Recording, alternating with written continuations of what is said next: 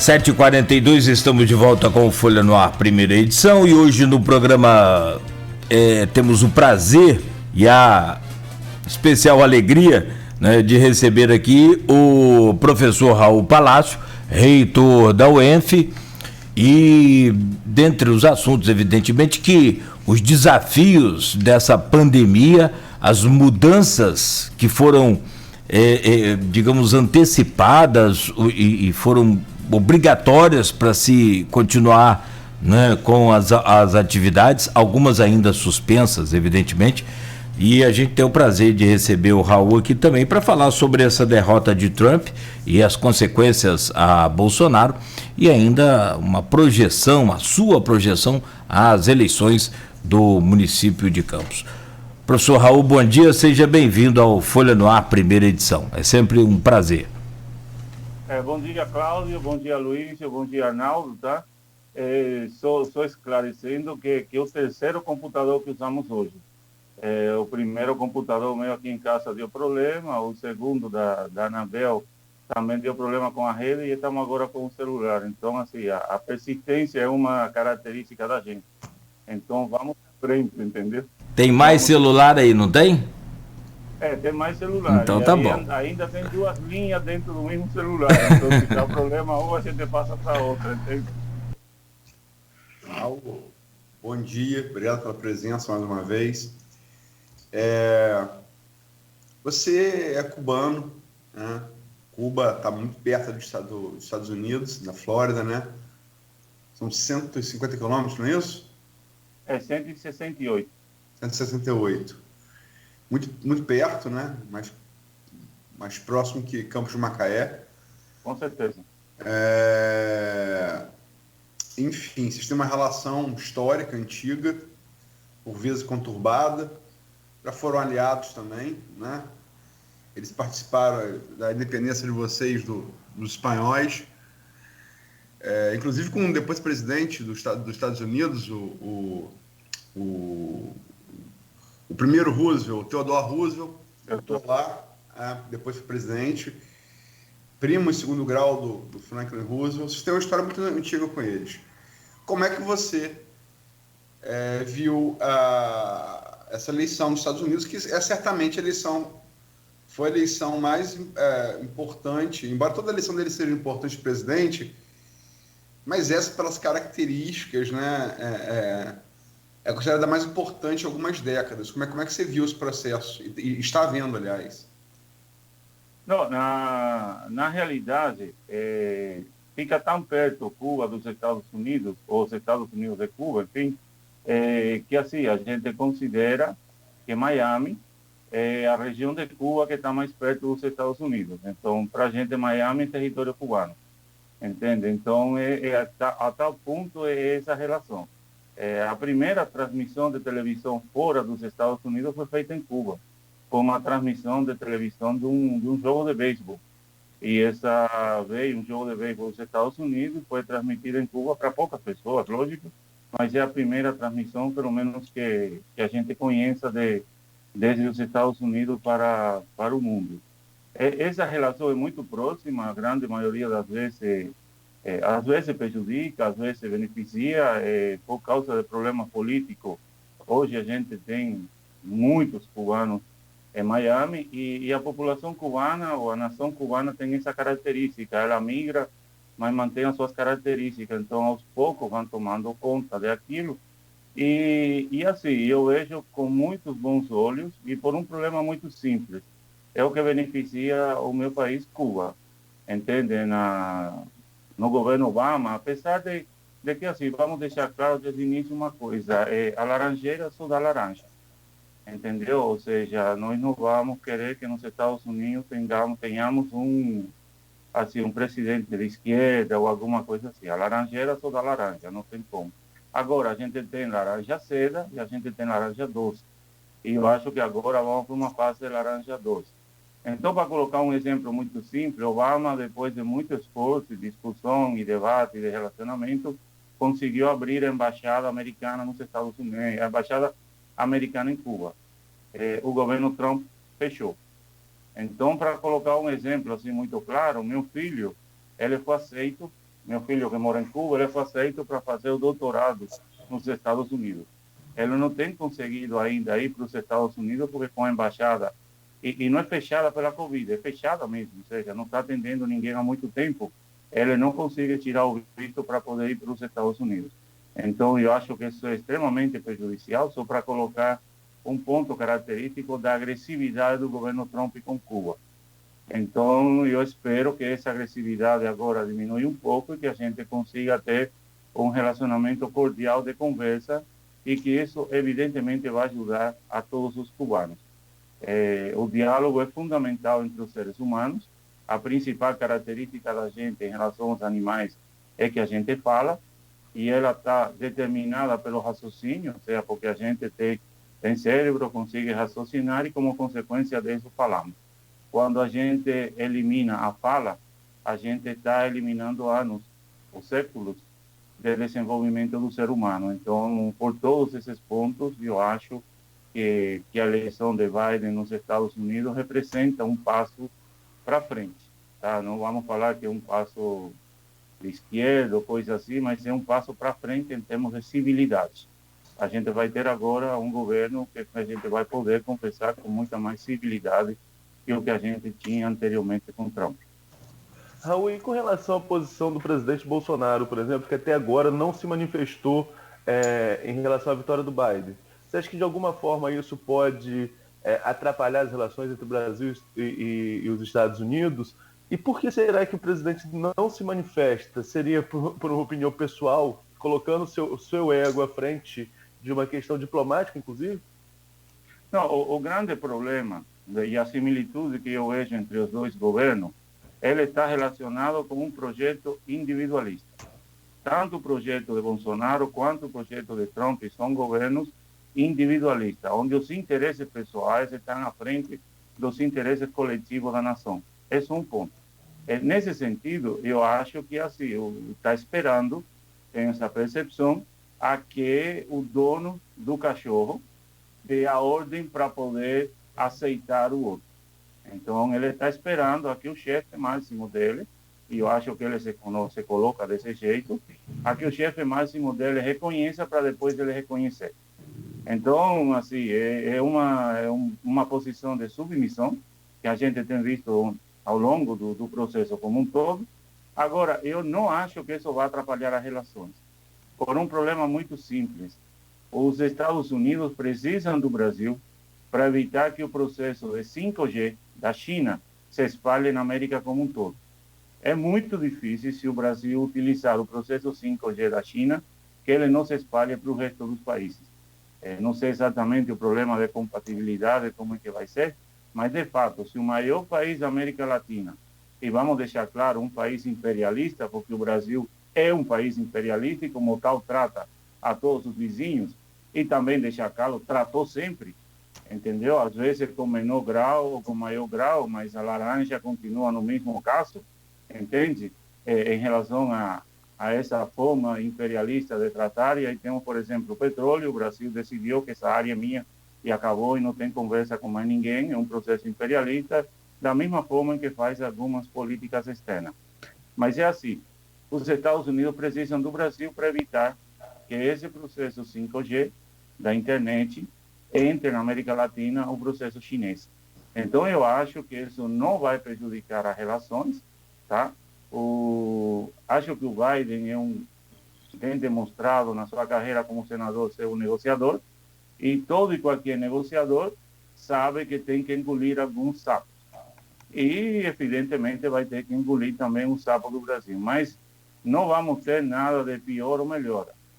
Só lembrando que, como foi colocado aqui ontem por Hamilton e pela pergunta que fizeram da Folha, os caras taxaram o álcool da gente e liberaram o álcool dos Estados Unidos. Sucessivamente tem taxado o nosso aço para entrar nos Estados Unidos, a carne.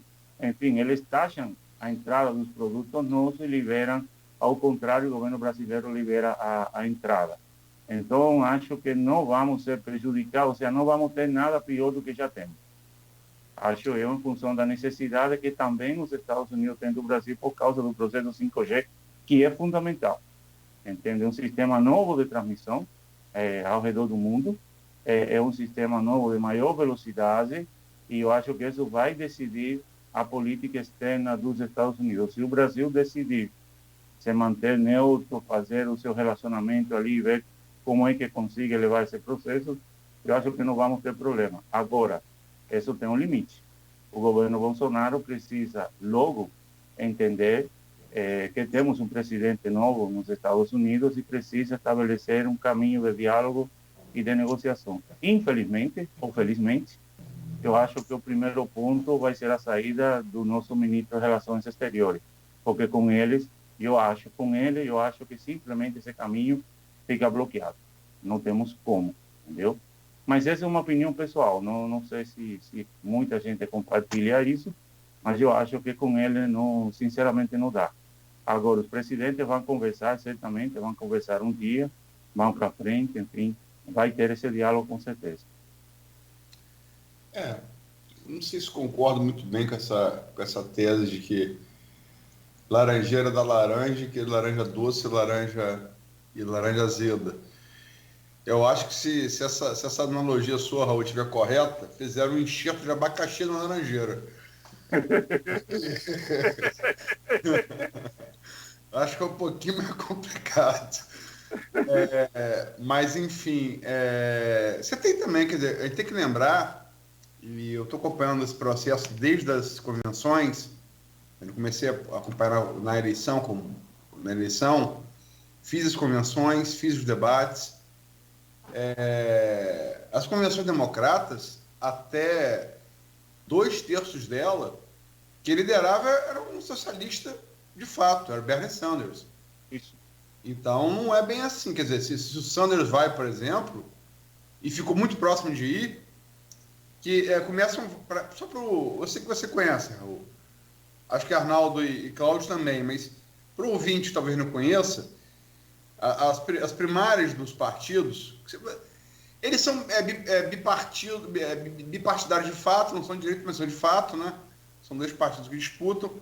E as convenções de um e de outro começam com vários nomes, que vão se afunilando com as convenções, né?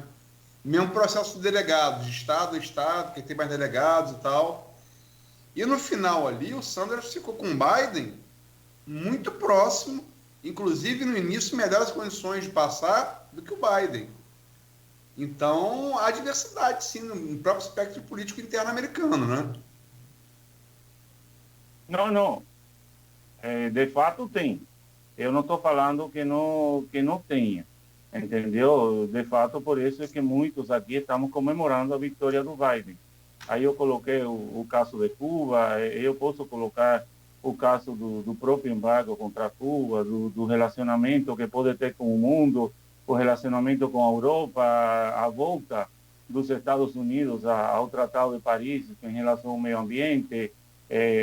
Talvez em política externa tenhamos ganhos importantes. Mas é assim, só para deixar claro, porque algumas pessoas querem colocar como que, enfim, que vai ter uma mudança. De fato, vai ter uma mudança à esquerda. Esse é um ponto, entendeu? Mas dentro do limite dos Estados Unidos.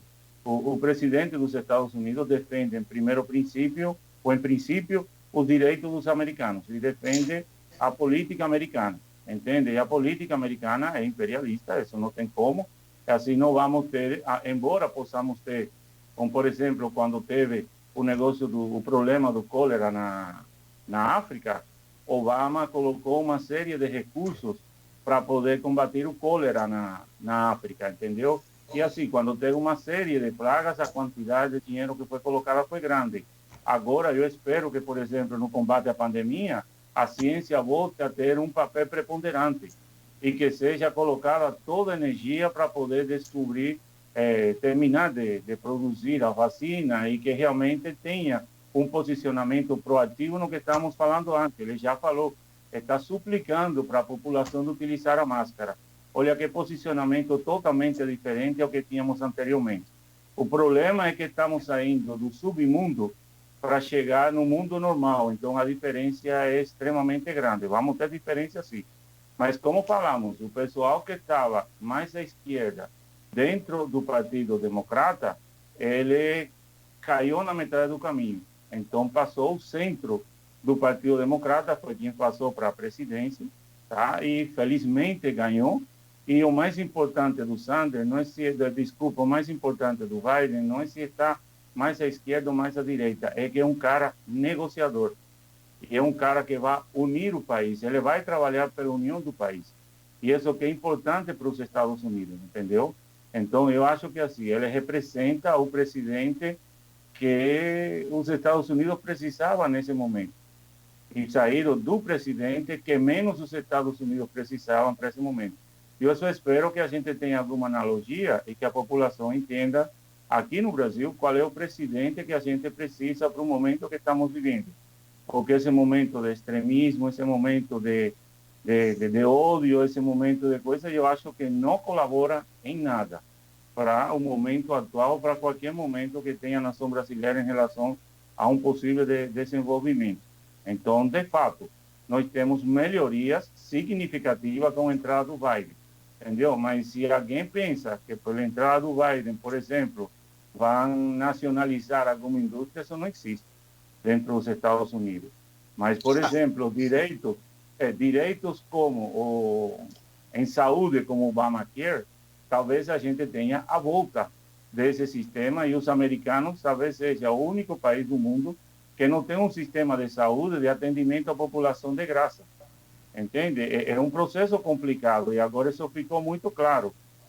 Da mesma forma em que vamos ter uma política, por exemplo, no combate ao racismo estrutural que existe em muitos países, no caso específico dos Estados Unidos.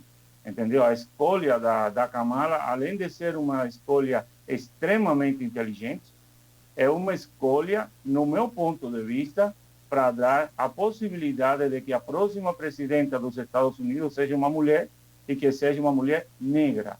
Isso tem um significado muito grande dentro da política americana.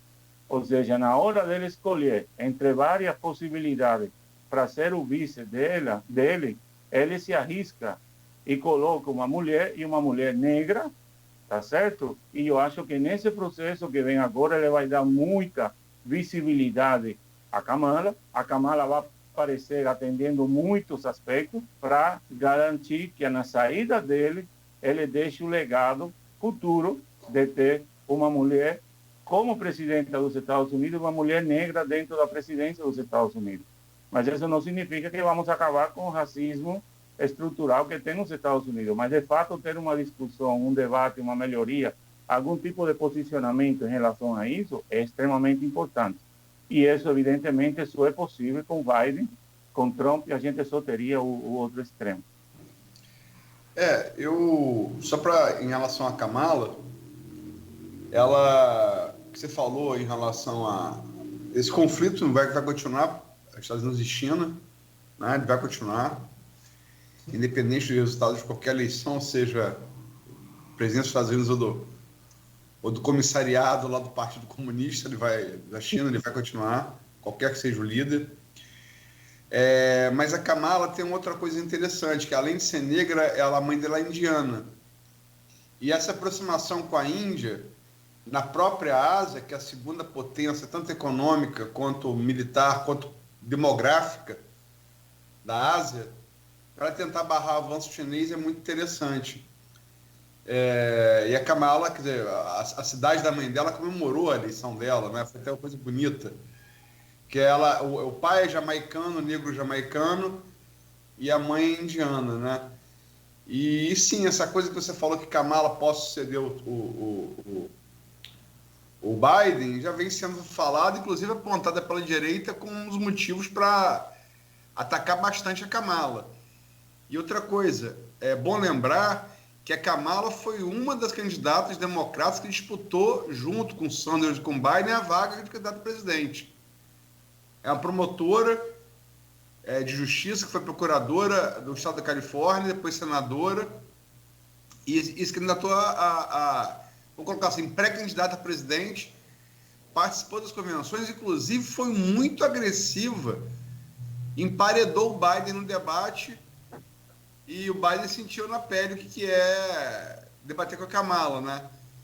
E o fato dele tê-la chamada para compor a chapa também deixa bem claro uma diferença que Obama tinha também, porque Obama governou com Biden, como vice-presidente, o Biden disputou com Obama a candidatura democrata.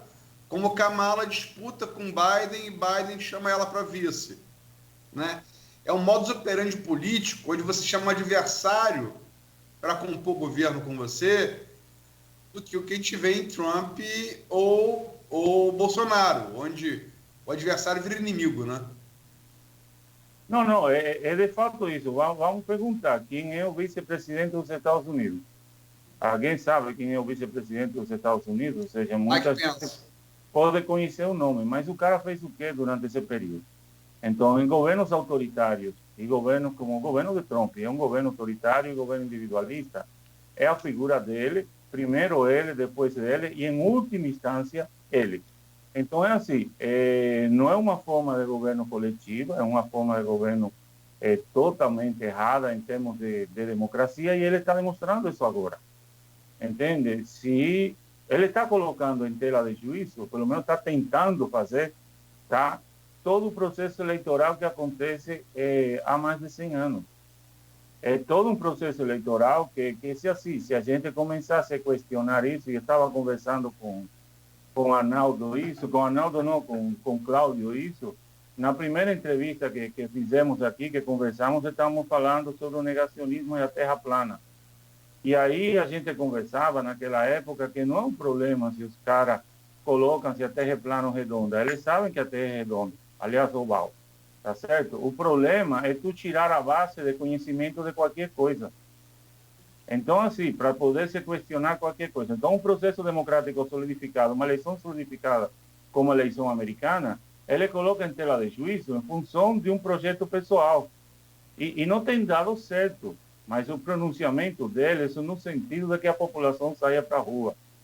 Ele está querendo provocar meio que uma revolta entre os americanos do lado vermelho com o lado azul, e os americanos, felizmente, de forma inteligente, não têm caído nessa armadilha.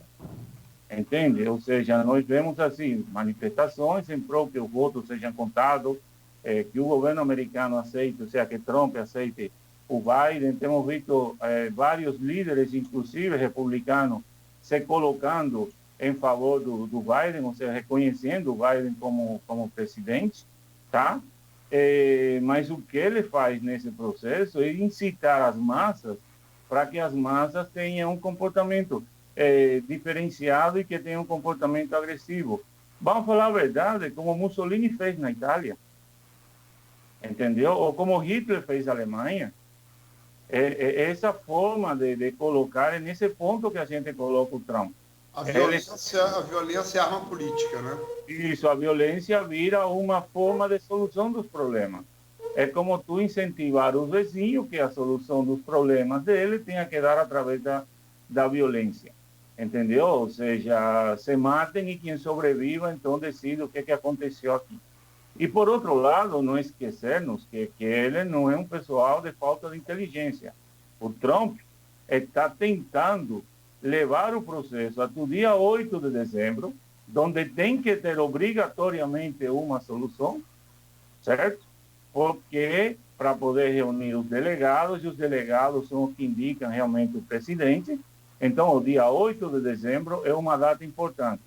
Se até o dia 8 de dezembro não for decidido os delegados de um determinado estado, a informação que eu tenho, por entrevista que eu vi, é que é o legislativo desse estado que decide quem são os delegados. Entendeu? Então, é assim, é um golpe. Indiscutivelmente, a gente não vai colocar esse nome, mas ele está tentando forçar um golpe. Então, nesse caso, aquilo que fizeram, porque não nos enganemos, muita da informação que veio para dar o golpe aqui no Brasil veio dos Estados Unidos, entendeu? Foi procurada informação e colocado e gestado, e a gente viu a relação, inclusive, do ex-ministro da Justiça com o FBI, tá? Ele está tentando meio que dar um golpe, orquestrar um golpe, e não começou agora. Começa no início da eleição, quando ele fala mal dos Correios. Quando ele fala que esses votos que vêm pelo correio a gente não tem como controlar. quando ele coloca como presidente do Correio uma pessoa muito próxima a ele, para poder retardar essa chegada. Então é assim, é incrível como no país que talvez seja a democracia mais sólida do mundo, talvez seja a democracia mais sólida do mundo, tá certo? Ele desde o começo está tentando jogar contra essa democracia, contra esse processo democrático. Esse negócio de vale tudo é uma coisa que é incrível com os presidentes autoritários. E, de fato, não vale tudo. O que vale é a humanidade e o que vale é a gente dentro de todo esse processo, ou seja, a humanidade dentro de todo esse processo. Não vale tudo, certamente. Professor, hoje o jornal o Globo traz a seguinte manchete: busca de nome tipo Biden para eleições de 2022 no Brasil já começou. Você acredita que teremos esse reflexo no pleito de 2022 e vê em algum ator político já colocado aí para um pré-candidato 2022 um tipo conciliador como Biden para o Brasil? Na realidade é assim, na ciência a gente tem um processo dialético, a gente aprende com os fatos que aconteceram, tá? E com esses fatos que aconteceram a gente tira a conclusão e melhora a situação. Isso é um processo dialético, não? Então nós temos um resultado nos Estados Unidos que assim o eleitorado e principalmente os políticos brasileiros deveriam observar. Entende? Não quer dizer que tudo o que acontece lá possa acontecer no Brasil. Mas um ponto é clave: a gente precisa que o novo presidente seja um presidente negociador e que una todo o país. Isso é um fato, entendeu? Se a gente tem esse candidato agora, assim, vocês não vão gostar, sinceramente, disso, mas eu acho que o mais negociador de todos os candidatos que nós temos é o Lula, mas o Lula não está elegível para poder colocar e já tem uma idade avançada, entendeu? Mas a gente tem que trabalhar nesse perfil. O problema no Brasil é que, diferente dos Estados Unidos e diferente a muitos países do mundo, a gente não forma política, entendeu? Os políticos se dão de forma espontânea, então a gente não tem uma base política, uma formação política para a gente ter uma prateleira agora, e a gente decidir, bom, dessa prateleira a gente vai escolher A, B ou C, ou D. Nos Estados Unidos tu faz, como bem falou aqui o Aloísio, tu tem as primárias, e aí as pessoas entre elas discutem coisas assim. Isso não acontece no Brasil. Ou seja, a gente não tem esse problema. Os partidos decidem quem vai ser, fazem uma convenção que supostamente deveria ter isso, vários candidatos para poder colocar suas ideias, mas isso não acontece. Entendeu? Na realidade, as convenções não são outra coisa que a confirmação daquele cara que já foi candidato. Então, o Brasil tem um problema que ele funciona através do caudilho, ou seja, do caudilho, não? Ou seja, aquele cara que é considerado o líder do partido. Então, esse líder do partido, esse cara que tem que mais e mais é colocado. Mas vamos pensar, se a gente não tiver se a gente fizer uma chapa que resolvesse esse problema, resolvia para a gente.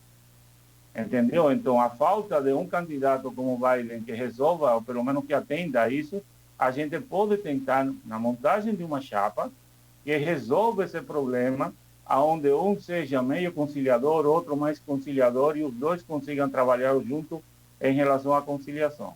Já o fato de ter alguém, ou reconhecer a necessidade de ter alguém que converse com todos, já é um passo para frente. Entendeu? O novo presidente do Brasil deveria, presidente ou presidenta, não estamos colocando aqui sexo no meio do negócio, estamos falando de forma genérica. O novo presidente ou presidenta do Brasil deveria, sim, ser um cara negociador, ser uma pessoa que realmente conversasse com todas as digamos assim, todas as diferenças que tem, realmente fazer, entendeu? Nesse caso, por exemplo, eu acho que o Bolsonaro, ele representa exatamente o contrário. E para colocar assim, para não levar única e exclusivamente para o lado extremo do Bolsonaro, representante da extrema esquerda do Brasil também não serve nesse momento. Entendeu? Então é assim, a gente precisa de negociadores, a gente precisa de pessoas que conversem, e isso já deveria estar aparecendo. Temos quadros novos, entendeu? Que esses quadros novos poderiam se apresentar agora. Nós temos, por exemplo, o Molon, que é um quadro novo.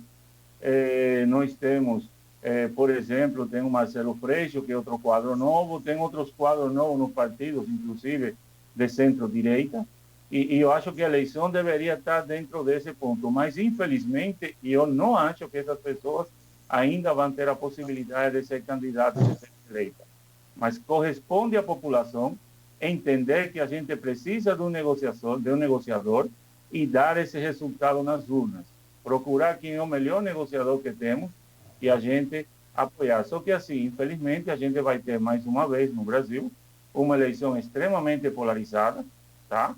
Mas se não se unir, digamos assim, o pessoal, os políticos que representam esse diálogo, não se unirem, a gente, infelizmente, vamos ter um problema sério na eleição em 2022. Porque o outro lado está unido, com certeza. O outro lado está unido em cima da candidatura de uma pessoa só, né? Que desde o primeiro momento que assumiu já pensou na reeleição, que é Bolsonaro. Perfeito. Agora, tem aqui uma pergunta do João da Costa Cunha. Ele me pergunta aqui, ilustra Luísio, o presidente Trump está convocando manifestações, proclamando, desculpa, fugiu aqui o comentário, aqui, proclamando que houve fraude nas eleições, isso não seria um estopim para uma guerra civil? Ou para que possa haver derramamento de sangue, tendo em vista grupos armados existentes de ambos os lados? Só para responder a ele aqui, o João da Costa Cunha, os Estados Unidos teve uma guerra civil, né? A Guerra de Secessão, que durou de 61 a 65 do século XIX, né? E foi a guerra mais sangrenta, para você ter uma ideia, em números absolutos, e a população do século XIX dos Estados Unidos era bem menor que a do século XX, morreu mais gente na Guerra de Secessão do que morreu nos Estados Unidos na Primeira, na Segunda Guerra Mundiais, na Guerra do Vietnã, na Guerra da Coreia e na Guerra do Golfo. Em todas as guerras que eles lutaram no século XX, não foram poucas, morreu menos gente do que morreu na Guerra Civil deles do século XIX. Só que tem uma coisa que naquela época diferente, o comandante das tropas do Sul, que era escravagista, era o general Lee, e o comandante das tropas do Norte, general Grant, né, que era abolicionista. E Lincoln, que era o presidente do país todo, depois rachou o Sul, ele primeiro chamou o general Lee para comandar as tropas do Norte. E o fato de ele não ter aceito e ter comandado as tropas do Sul mostra que o racha havia no coração das Forças Armadas dos Estados Unidos naquela época. Sem essa cisão, eu não vejo como possa haver guerra civil. Pode haver enfrentamento aqui a colar, mas guerra civil não. Agora, Raul, que outro paralelo você faz dos Estados Unidos, do que houve lá, está havendo com o Brasil? Você acha, por exemplo, você falou que acha que vai se assentar, que as coisas vão se assentar por causa do 5G. Eu não sei, cara. Eu fiquei com uma impressão ontem, e quem me conhece, Arnaldo, eu falo com o Arnaldo e as pessoas mais próximas sobre Biden, que Biden vai ser a eleição. Eu fiquei com a impressão de que a Amazônia pode estar sendo lançada e ser lançada por esse conjunto militar do governo, que não é só Bolsonaro, como sei lá, a Amazônia é nossa, eu faço o que eu quiser, e patriotismo, e enfim, eu sei lá, eu vendo Bolsonaro não querer comentar o Biden, e esse discurso da Amazônia, me lembra um pouco o Leopoldo Galtieri em 81, com as Malvinas. Eu fiquei um pouco... Perfeito. Não, perfeito. O caso é exatamente o mesmo. A única diferença é que assim, a Amazônia não está ocupada pelos ingleses. Entendeu? Sim. E a Malvinas estava ocupada pelos ingleses. Entende? Mas, assim, eu sinceramente acho que temos um problema na Amazônia, isso não tenho a menor dúvida, mas nesse caso é meio complicado, porque o presidente dos Estados Unidos, o presidente do Brasil, que tanto trabalha, o que fala, que vai defender, o que vai colocar a Amazônia, coisa assim, que permite as queimadas e retira dinheiro da parte de pesquisa para poder controlar as queimadas, ou coloca pessoas na direção da parte de pesquisa, que tem um monitoramento das queimadas, coloca pessoas do governo dele. Entendeu? Então é assim, é um pouco que a Amazônia é nossa, mas a gente não cuida. De fato, a Amazônia é nossa, como o petróleo também é nosso, entendeu? Só que no período de governo do Temer e agora do Bolsonaro, a gente tem permitido a privatização do petróleo e que empresas estrangeiras entrem também no petróleo. Então, me parece que é mais uma conversa, é uma falácia, é tentar colocar. Eu não tenho pesquisas exatamente em relação à Amazônia, tem vários professores na UENF que trabalham nisso, mas a informação que a gente tinha é que tinha muitas ONG trabalhando na Amazônia. E essas ONG, em algum momento, chegaram a fazer meio que um feudo, não? O terreno é meu, isso aqui ninguém entra, coisas assim. E de fato, o terreno é brasileiro. Todo e qualquer brasileiro poderia andar pela Amazônia como quiser. Entendeu? Então, se vamos defender que a Amazônia é nossa, e de fato é, vamos tomar ações para que isso aconteça. Essa é uma das diferenças do governo Bolsonaro. Uma coisa é na fala e outra coisa é na prática. Entendeu? Ou seja, nós podemos tentar, no momento que tem pressão no mundo pela defesa da Amazônia, aí ele recorre ao nacionalismo barato de que a Amazônia é nossa. A Amazônia já é nossa. Entendeu? A gente não precisa falar isso, como a gente falar que o estacionamento da minha casa é meu, ou que o banheiro da minha casa é meu. O que eu faço efetivamente para poder manter isso? Tudo bem, é meu, mas o que vamos fazer para que isso aconteça? Existe uma política nessa direção? Então é assim, é a política do cachorro que late, que é o mesmo que Trump, entendeu? É o cachorro que late, às vezes até morde alguém, não vou falar que não, mas a grande verdade, eles não fazem nada para ajudar na segurança da casa. Só latir não resolve, entendeu? Então tu vê o cachorrinho aquele que late, e aí o ladrão chega, chuta ele e acabou o problema. Então é assim, não adianta só colocar o problema que a Amazônia é nossa. Eu acho que o Brasil, como país imperialista que também é, tem que ter muito cuidado em relação ao imperialismo americano querer tomar conta da Amazônia. Isso é um fato, e isso é para qualquer presidente.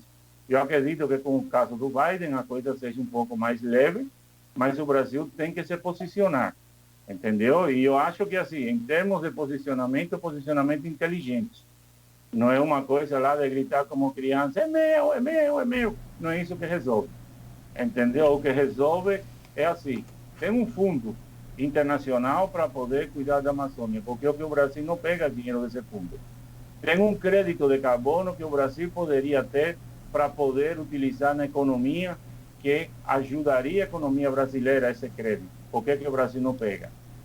Tem umas exigências, e vamos lembrar que não é só do Brasil, a Europa também está fazendo, e a Amazônia nem toda é nossa, entendeu? Ou seja, a grande parte do Brasil, mas nem toda é nossa, entende? Então vamos também deixar isso bem claro. Mas é assim, tem um monte de fundo, tem muito dinheiro envolvido que o Brasil poderia pegar esse crédito, entendeu? É como se a gente tivesse uma indústria que a natureza deu para a gente. São recursos que a gente pode pegar e só a gente pode pegar. Então não tem sentido que por falta de trabalho nosso interno do próprio governo, a gente deixe de arrecadar esse recurso ou que a gente venha a sofrer algum tipo de sanção econômica, como por exemplo, não comprar os produtos brasileiros agropecuários pelo fato de não ter uma parte de compromisso verde na utilização de agrotóxicos, por exemplo, é outro ponto. Entendeu? Então, por que a gente tem que se posicionar sempre no extremo e no extremo contra os outros? Por que nós não escutamos mais?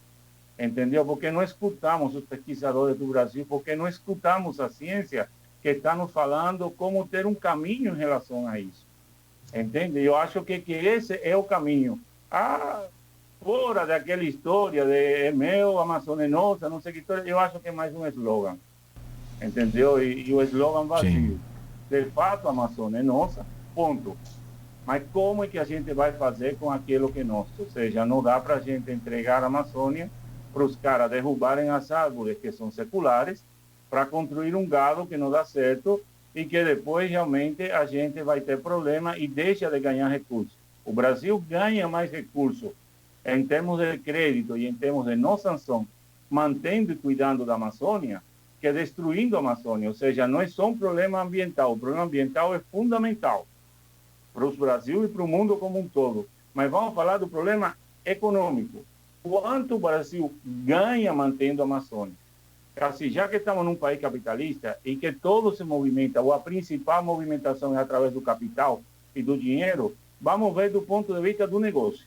Tá? Do ambiental está claro para todo mundo. Isso não tem mais discussão. Nenhum negacionismo está colocando mais isso. Do ponto de vista do negócio, tem bilhões em fundo que o Brasil recebe e pode receber por o cuidado da Amazônia. E esses fundos vêm dos Estados Unidos, e o Biden colocou que pode fazer um fundo de trilhões para poder manter a Amazônia, e o Brasil deveria estar presente dentro desse fundo para arrecadar recursos. E estou falando do Brasil como país e o Brasil como pesquisador também como ciência. Entendeu? Projeto que as universidades brasileiras e o Centro de Pesquisa brasileiro poderiam procurar dinheiro novo nos Estados Unidos para poder trazer para o Brasil. Então, é nesse sentido que está a diferença. De um lado, a Amazônia é minha, e do outro, vamos fazer um fundo para poder manter a Amazônia. Então, economicamente, manter a Amazônia como está é um lucro, é dinheiro, é o bem-estar econômico para o país. Isso é um fato. Além de toda a parte ambiental, que de fato é a mais importante, tá certo? Mas economicamente não manter aquilo realmente é uma burrice, com todas assim as letras garrafais, entende? Destruir a Amazônia é um mau negócio economicamente hoje para o Brasil.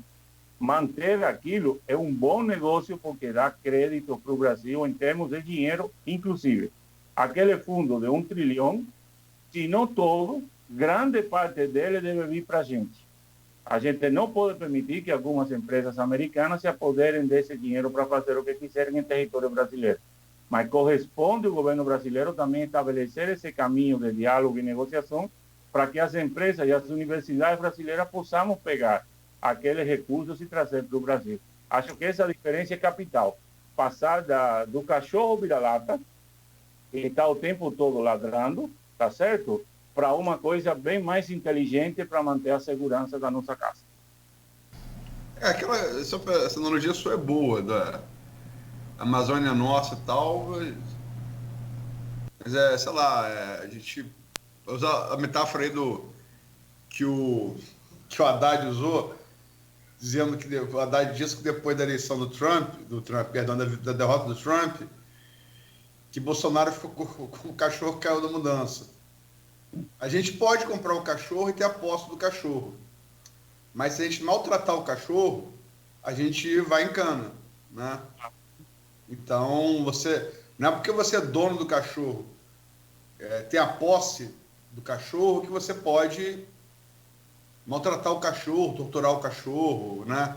Deixar o cachorro sem água, sem comida, trancar ele num carro com um vidro um tantinho assim aberto num dia de calor. Você tem que tratar bem o cachorro, né? Bom, não, é exatamente isso. E assim, estamos falando... que seja o que quer o da mudança. Isso, entendeu? Mas é assim, mas é bom deixar claro, temos isso na Amazônia, temos isso no petróleo, temos isso na saúde, temos isso na educação, temos isso em tudo. Todos esses processos são importantes quanto. Então, a Amazônia é nossa, o petróleo é nosso, o SUS é nosso e o sistema de educação no Brasil também é nosso. Então, são coisas que são extremamente importantes, que não é só falar, é a gente cuidar dele.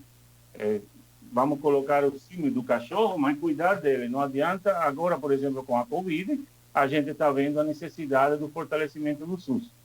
E se não temos tido um grupo maior de mortos e temos tido um problema maior, é precisamente porque o SUS tem nos ajudado, entende? Ou seja, o cara na UTI sendo atendido pelo SUS, se não fosse pelo SUS, eu acho que muita gente não teria como pagar esse procedimento, entendeu? É muito caro. Isso tem que ver nos Estados Unidos quanto realmente está ficando a conta daquelas pessoas que estão indo parar nos hospitais. Então, é assim, é bom a gente deixar que política nacional, a gente tem alguns produtos ou alguns itens que são realmente intocáveis. E esses itens intocáveis não têm sido respeitados nos últimos anos do ponto de vista de colocar recursos para poder atender corretamente. Ou seja, temos, se vamos colocar assim, temos maltratado e muito a nossa família. Entendeu? Então, nesse maltrato da nossa família, porque tratamos mal o cachorro, tratamos mal as crianças, tratamos mal a nossa esposa, tratamos mal nossos amigos, é um processo de crescimento através do ódio e do maltrato. Isso tem que ter um ponto, tem que ter um basta. Entendeu? Então, já teve o basta nos Estados Unidos e eu espero que tenha um basta aqui também no Brasil. Não sou assim das pessoas que vão se iludir e achar que a vitória vai ser gigante, que a gente vai ter aquilo. Se fizermos certo, vai ser uma vitória tão apertada como a vitória do Biden. Porque assim, é muito mais fácil, e termodinamicamente falando, é muito mais, energeticamente falando, é mais fácil, a entropia é bem maior da destruição que a construção. Construir sempre é muito mais difícil que destruir. Destruir, tu destrui rapidamente, porque a entropia é máxima na destruição e a entropia é mínima na construção, e ela é a que dá a espontaneidade do processo. Então é assim, constantemente, na hora que estamos construindo, estamos trabalhando contra um processo que não é espontâneo. E é por isso que é construção, a gente tem que ir construindo, colocando uma coisa depois da outra até chegar no final. Perfeito. Então, 8h28, vamos para o intervalo para falar, descendo para o nosso canavial? Sim. Do Capi? Sim. Vou, inclusive, propor aqui para que a gente faça de forma... Na verdade? Fica melhor assim? Então, perfeito. São 8h29. Agora você está ouvindo o Folha no Ar, primeira edição. Hoje recebendo o reitor da Universidade Estadual do Norte Fluminense, Darcy Ribeiro, a UENF, Raul Palácios, ao vivo conosco por videoconferência e ao vivo também aí no nosso streaming no Face. Voltamos dentro de instantes com o patrocínio e o oferecimento dos laboratórios Plínio Bacelar e Clínica Proteus. Leve seu sonho